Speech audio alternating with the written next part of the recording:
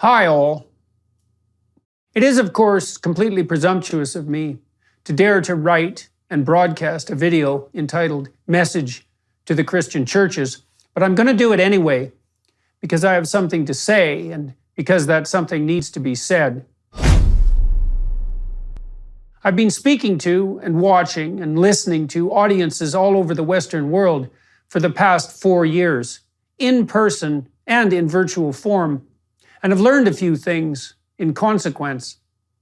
It all started in some sense with the lectures I did on Genesis in 2017. My family and I took a risk and rented out a theater in Toronto on the off chance that there might be an audience for what might be described as a psychological approach to our ancient stories. And lo and behold, and miracle of miracles, there was.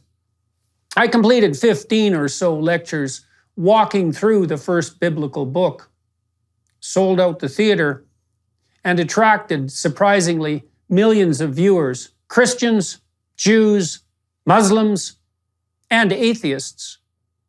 And most of the people who attended live, and the majority of those who watched online, were young men.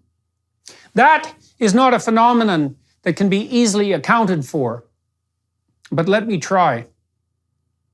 Now, in the West, because of the weight of historical guilt that is upon us, a variant of the sense of original sin in a very real sense, and because of a very real attempt by those possessed by what might be described as unhelpful ideas to weaponize that guilt, our young people face a demoralization that is perhaps unparalleled. This is particularly true of young men, although anything that devastates young men will eventually do the same to young women. And that, in this era of antinatalism and equally reprehensible nihilism, is precisely the point.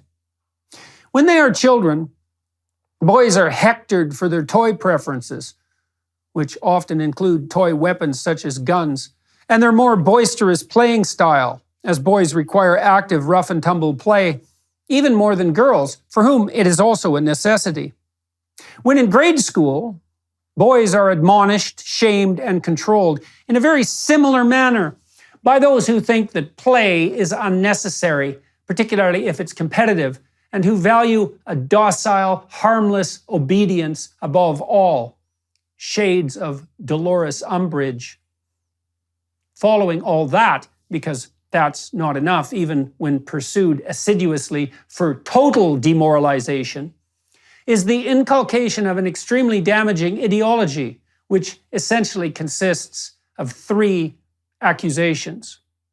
Number 1, human culture, particularly in the West, is best construed as an oppressive patriarchy, motivated by the desire, willingness, and ability to use power, defined as the compulsion of others against their will, to attain what are purely selfish and self-serving ends.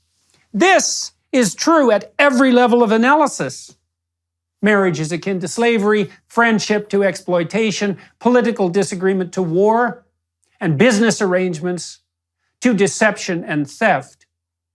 And this is true not only of the current social arrangements that characterize our culture, particularly in the West, but also the fundamental reality of history itself.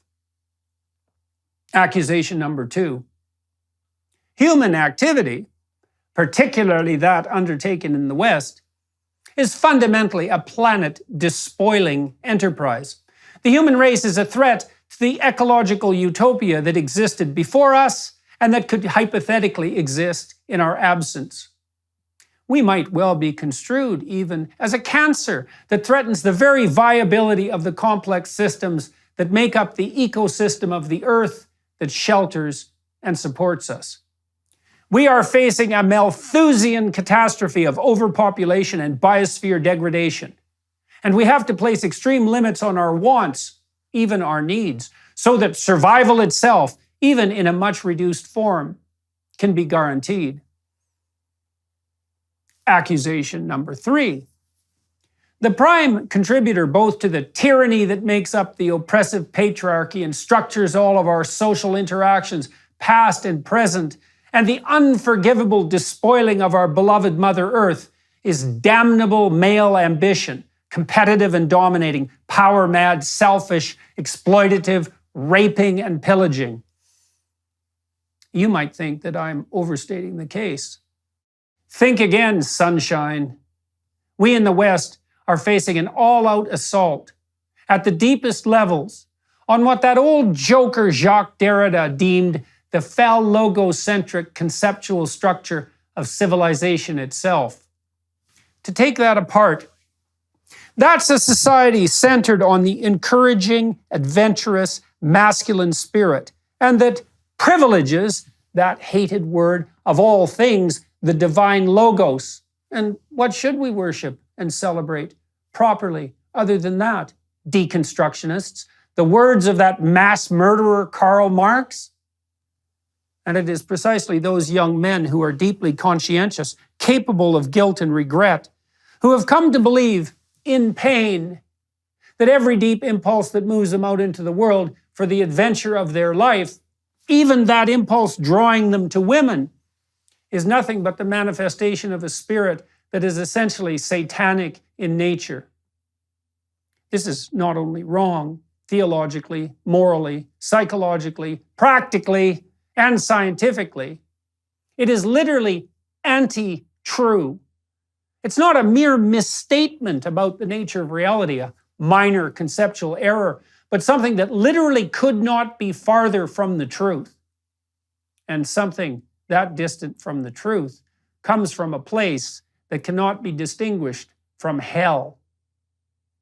The Christian church is there to remind people, young men included, and perhaps even first and foremost, that they have a woman to find, a garden to walk in, a family to nurture, an ark to build, a land to conquer, a ladder to heaven to build, and the utter terrible catastrophe of life to face stalwartly in truth, devoted to love, and without fear.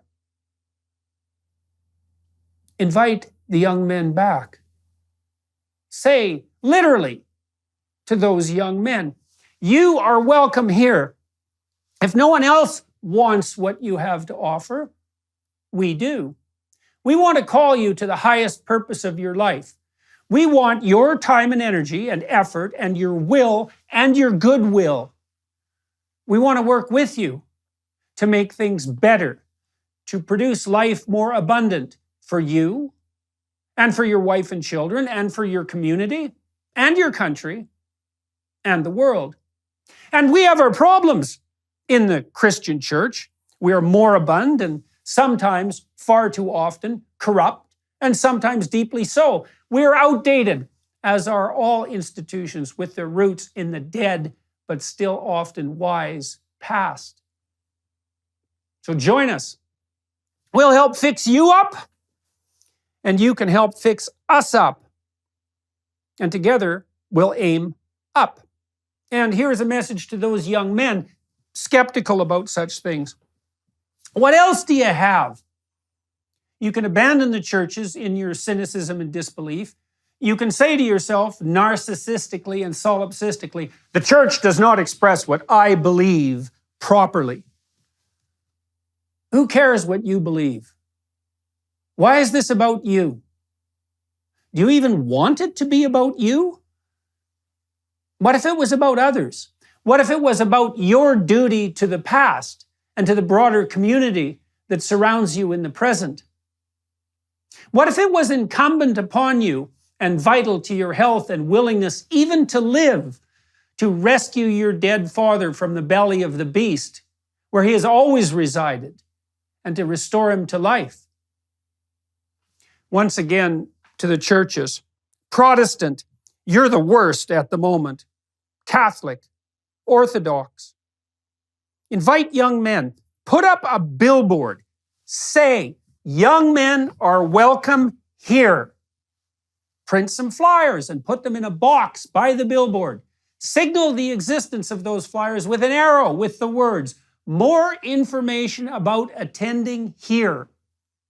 Tell those who have never been in a church exactly what to do, how to dress, when to show up, who to contact. and most importantly, what they can do. Ask more, not less, of those you are inviting. Ask more of them than anyone ever has. Remind them who they are in the deepest sense and help them become that. Your churches, for God's sake. Quit fighting for social justice. Quit saving the bloody planet. Attend to some souls. That's what you're supposed to do. That's your holy duty. Do it now, before it's too late. And the hour is nigh.